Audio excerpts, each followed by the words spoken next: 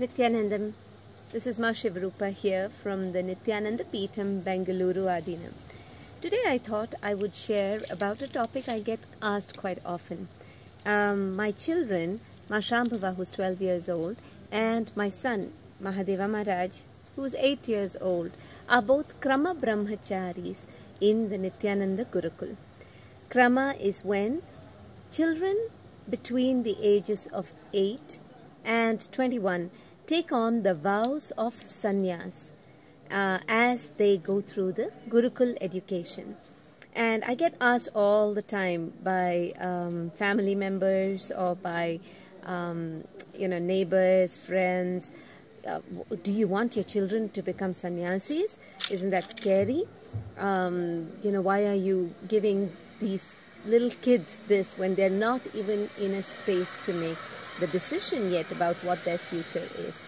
And my answer to them, I thought I would share broadly on the channel here, is it is precisely because they still do not have the full awareness or the maturity to make the decision that they want about their lives that I have chosen to have them be part of this age-old tradition in Hinduism. See, in Hinduism, growing up as part of Gurukul, by default, if you were in Gurukul, everyone took the vows of Brahmacharya and everyone took the vows of Krama. And this is to prepare yourself psychologically, physiologically, neurologically, to have the maturity to live life, to make the decisions you needed. What are these vows anyway? Like asteya, non-stealing, or aparigraha, learning to live with minimal things, ahimsa, non-violence, brahmacharya, which is being enough unto yourself, not touching the other gender especially, or even having any sort of relationship with them. Now, as a child is growing up, tell me which parent will not want your child to be brought up with these, these principles, these satyas as their basic cognition. That is really what Gurukul is about, and that is really what Krama Brahmacharya is about. These beautiful ways of living, these beautiful ways which create the powerfulness in you to live any kind of lifestyle later, now become your foundational thinking and become your very muscle memory as you go through your Gurukul education. I mean, let me give you the example of something simple, right? Aparigraha. We were in the US and then in Singapore, and I have been through situations with them where you buy them so many toys, you buy them so many clothes, and I think every modern parent understands this, where there is so much that you can bring and your child can play with or own, but more and more you will see it doesn't fulfill. More and more you will see that this whole space of taking things for granted starts to open up in children, especially modern day children. I see them all around, and I know the space that my children themselves went through when we were out in the material world, so to speak. So it's always, what's next? I want this, and no space of gratitude for cherishing and really enjoying what it is they have. I've seen as these children have gone through this vow of, aparigraha, living with minimal things. A simple leaf is they play so beautifully with. They're able to keep themselves entertained for hours. It does not, this is not to say that they do not enjoy the modern toys, or they do not ask for it. Believe me, they are always wanting to experience, to expand, to try out different things. But it's just that entire space of taking things for granted just disappears, because when you know that you are living with minimal things, when you not only start to very beautifully appreciate what it is you have, you also start to share very beautifully. So that is just one very practical example of how it is these vows of sannyas have helped make these children stronger in so many dimensions of their lives. Let's take another one, right? Brahmacharya. And this is the controversial one, because my friends say, what? You don't want them to live regular life? Or you don't want them to get married? And what I tell them is, when they take the vows of Brahmacharya, all we are saying is, till they are mature enough to make the decisions that they need to for their life, they follow this vow of Brahmacharya. Not touching other people, not having relationships with the opposite gender, etc. And it doesn't become like a big moralistic thing you impose on them. It just becomes a way of life, because early enough they've started to be exposed to this. All of us know that space where your hormones are going up and down, in your teenage years, and you make decisions. You make decisions that are not smart for you in the long term. You know that you're just kind of driven by instinct to be doing things that are not really smart.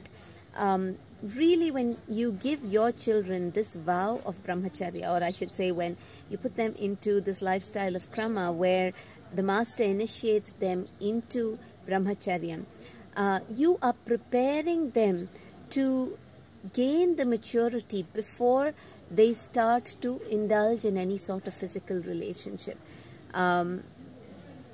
which is very, very important right now. Whether it is teenage pregnancies, whether it's children really young having relationships, boyfriends and girlfriends, or on the web watching all the pornography, all that has forced our generation, our new generation, to have a mind which is not stable enough to make the decisions that they need. So these children are at the stage where their body is ready, but their mind is certainly not mature enough to handle it, which is why all these problems of society start to happen.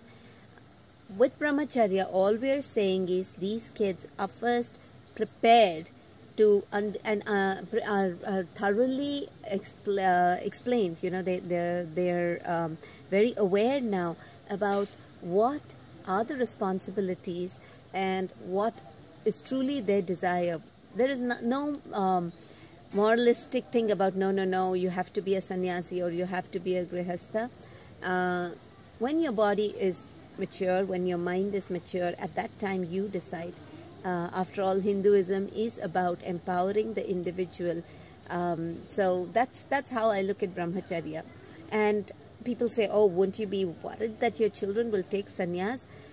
I have to say, I would be proud if at 21 years old my children decided to take sannyas, because it is such an amazing lifestyle where you are so complete in of yourself. You dedicate yourself to bettering the world, to spreading Hinduism, and the completion and both the state and the space and the powers of Sadashiva to the entire world. So all I would say is that if my children decided, if Ma Shambhava and Mahadeva Maharaj decided that they wanted to be sannyasis, I would be the proudest mother.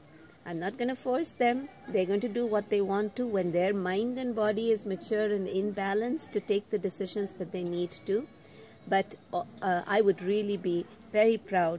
After all, Hinduism has been about enlightened beings being there to guide society. So, we always have the wrong understanding of sannyasis, at least I did growing up, because it was about the people you see on the streets or the beggars. No, these are not the kinds of sannyasis. You will see that the sannyasis of the Nityananda order are the highest educated. They're the ones with the with both the outer world credentials and the degrees, but also in terms of inner world, manifesting all the powers, having the strength and having the sacrifice that they need to better society, actually taking society to a whole new breakthrough. The problems of youth are so much in today's society. whether you think about the violence that exists. I mean, for God's sake, thousands of children just commit suicide every time there is an exam and the exam results are out. There's so much teenage pregnancy, frustration. They also say that the toppers of all the universities, in 10 years you see that they are the ones with the worst relationships. So even people that do well by today's academic standards don't really live happy, fulfilled lives. So it is time for a change in our education. It is time for a change in our thinking. And with Nityananda Gurukul, Paramahamsa Nityananda is starting. These are the seeds of the change that you will see rolling out in a huge way across the world. So I would say I'm just really, really proud to be the mother of 2 Krama Brahmacharyas of Nityananda Gurukul. So I'll end by saying this, that if Ma Shambhava or Mahadeva Maharaj decide to become sannyasis, there would be no one prouder than me. I think it would be such a beautiful, beautiful expression of all that they have learned, and I know it'll fulfill them much beyond any other choice that they could make. So thank you once more for tuning in. Look forward to hearing from you. Please, if you have any questions, drop them down in the comments and I'll look forward to talking to you. Thank you, Nityananda.